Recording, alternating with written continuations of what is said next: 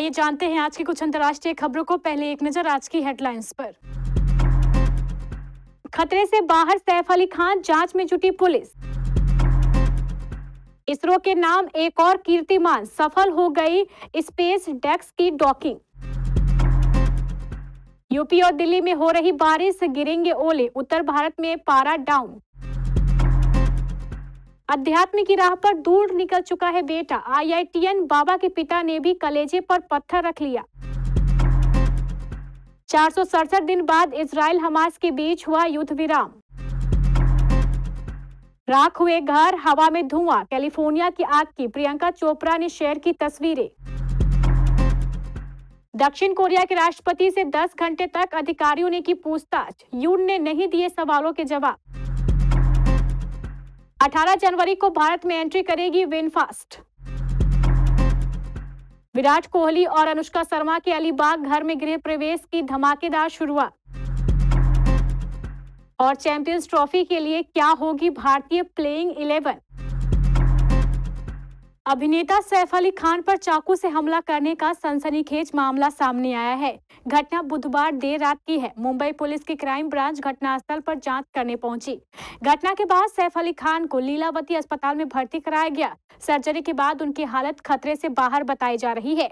सैफ अली खान का घर सतगुरु शरण बिल्डिंग में है। घटना के वक्त वे वहीं पर थे। पुलिस के मुताबिक हमलावर ने पहले सैफ अली खान की नौकरानी से झगड़ा किया। इस बीच जब उन्होंने हस्तक्षेप किया तो हमलावर ने उन पर चाकू से हमला कर दिया। सैफ अली खान की पीआर टीम ने एक संदेश में कहा है कि सैफ अली खान के घर में चोरी की कोशिश की गई। वे फिलहाल अस्पताल में हैं और सर्जरी करवा रहे हैं। हम मीडिया और प्रशंसकों से अनुरोध करते हैं कि वे धैर्य रखें। यह पुलिस का मामला है। भारतीय अंतरिक्ष अनुसंधान संगठन ने अंतरिक्ष में 2 सैटेलाइट्स की सफलतापूर्वक डॉकिंग कर दी है। यह स्पेस डेक मिशन के तहत किया गया है। इस कामयाबी के साथ भारत, अमेरिका, रूस और चीन के बाद ऐसा करने वाला दुनिया का चौथा देश बन गया है। यह उपलब्धि गुरुवार को हासिल हुई। इससे पहले 7 से 9 जनवरी को तकनीकी कारणों से इसे टाला गया था। 12 जनवरी को इसरो ने एक परीक्षण किया था जिसमें उपग्रहों को 3 मीटर की दूरी तक लाया गया था और फिर आगे के विश्लेषण के लिए उन्हें सुरक्षित दूरी पर ले जाया गया था।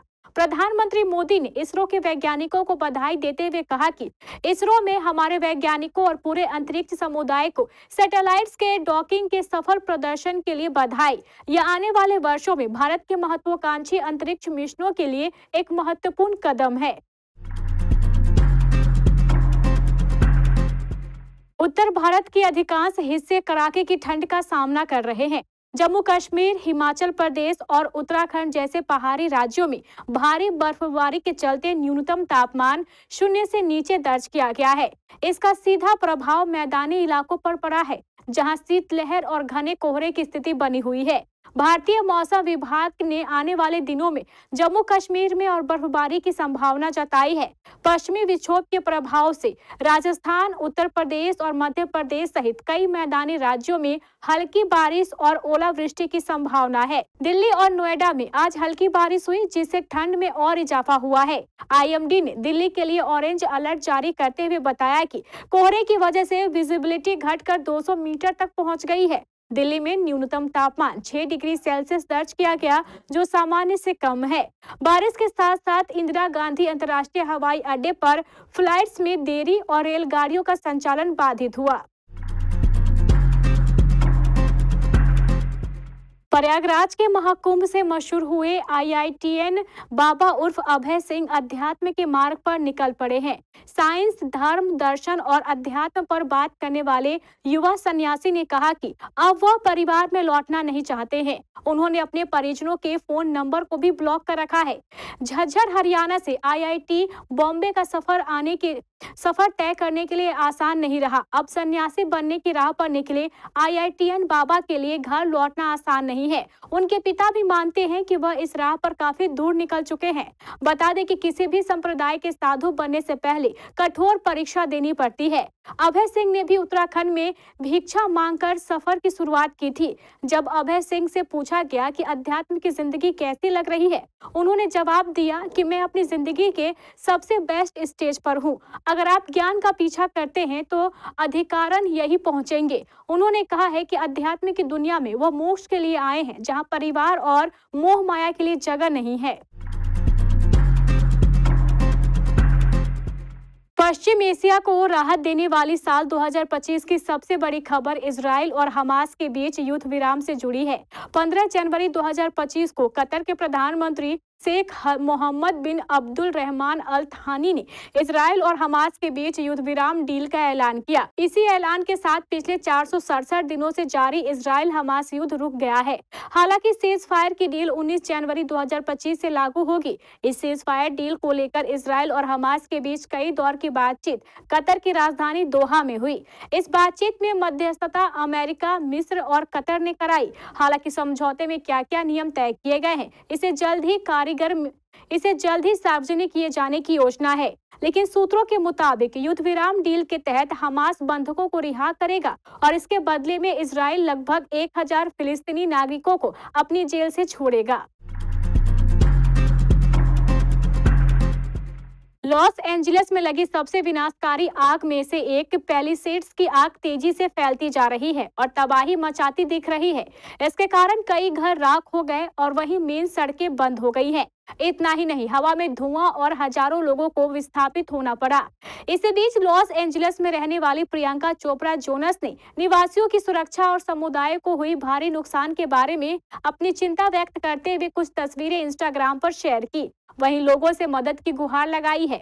अपने इमोशनल पोस्ट में आग से हुई भारी नुकसान और जले हुए घरों की तस्वीरें शेयर करते हुए एक्ट्रेस ने इंस्टाग्राम पर लिखा, आई लव यू एलए, मेरा दिल बहुत भारी है, जबकि मैं अपने परिवार की सुरक्षा के लिए बहुत आभारी हूँ। हमारे बहुत से दोस्तों, सहकर्मियों और साथी एंजिलोस ने बहुत कुछ खो दिया है।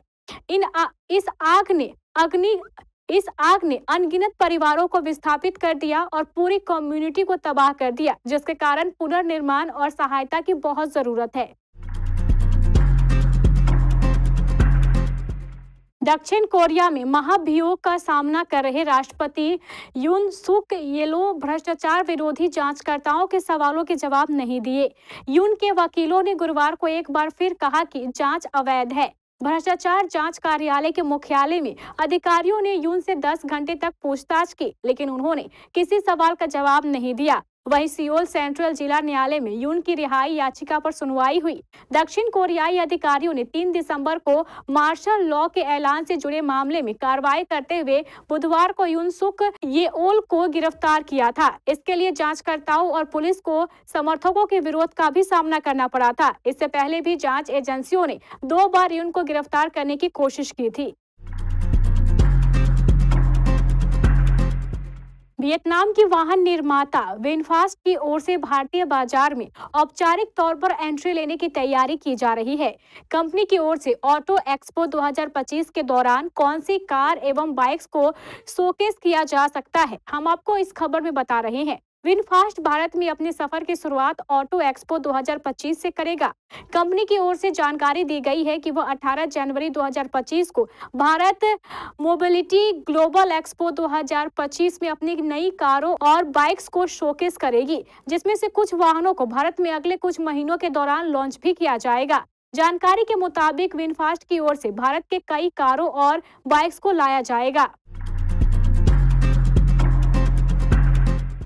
अनुष्का शर्मा और विराट कोहली इस समय भारत में हैं और अपने परिवार के साथ क्वालिटी टाइम बिता रहे हैं। दोनों को अक्सर गेट ऑफ इंडिया से अलीबाग के लिए फेरी पर जाते हुए देखा जाता है। ऐसा लगता है कि उनके नए घर का कंस्ट्रक्शन अब पूरा हो चुका है और आज गृह प्रवेश समारोह की तैयारी हो रही है। इस दौरान एक वीडियो सोशल मीडिया पर वायरल हो रहा है, जिसमें पूजा के सामान के साथ कुछ पुरुष फेरी पर बैठकर जा रहे हैं और एक पुजारी भी नजर आ रहे हैं। वीडियो में दिखाया गया है कि Anushka Sharma gateway of India पर पेपराजी द्वारा स्पॉट की गई। उन्होंने एक कैजुअल ब्लैक टी शर्ट के साथ बैगी डेनिम पहनी थी और अपने सनग्लास और ब्लैक बैग के साथ लुक को पूरा किया था। वह खुशमिजाज मूड में दिखाई दी। उन्होंने अपने आसपास के लोगों को ग्रीट किया और फिर जल्दी से स्पीड बोट पकड़ने के लिए निकली। इंग्लैंड के खिलाफ 3 मैचों की वनडे सीरीज के बाद भारतीय टीम चैंपियंस ट्रॉफी में 20 जनवरी को अपना पहला मुकाबला वनडे खेलेगी। भारतीय टीम का ऐलान चैंपियंस ट्रॉफी को 18 या 19 जनवरी को हो सकता है, क्योंकि इन्हीं दोनों दिन बीसीसीआई की बैठक होनी है। इंग्लैंड के खिलाफ 5 मैचों की T20 सीरीज के लिए टीम का सिलेक्शन हो चुका है। इसमें मोहम्मद शमी की वापसी हुई है, वहीं अक्षर पटेल को उप कप्तान बनाया गया है। ऐसे में अब आपको बता दें कि चैंपियंस ट्रॉफी में भारतीय टीम कैसी हो सकती है। इंग्लैंड के खिलाफ होने वाली वनडे सीरीज में जो टीम खेलने उतरेगी, संभवतः वही टीम चैंपियंस ट्रॉफी में खेलने उतरेगी। ऐसे में इंग्लैंड की सीरीज लिटमस टेस्ट साबित होगी। चैंपियंस ट्रॉफी में भारतीय टीम के टॉप ऑर्डर में रोहित शर्मा, शुभमन गिल, विराट कोहली, श्रेयस अय्यर का होना तय है। पिछले साल वर्ल्ड कप और श्रीलंका में वनडे में केएल राहुल मुख्य विकेटकीपर थे। ऐसे में इस बात की भी संभावना है कि राहुल ही टीम में इस बार दोहरी जिम्मेदारी निभाएंगे। टॉप ऑर्डर में बाएं हाथ के विकल्प की कमी के कारण यशस्वी जायसवाल को बैकअप ओपनर के रूप में एक स्थान मिलने की संभावना है।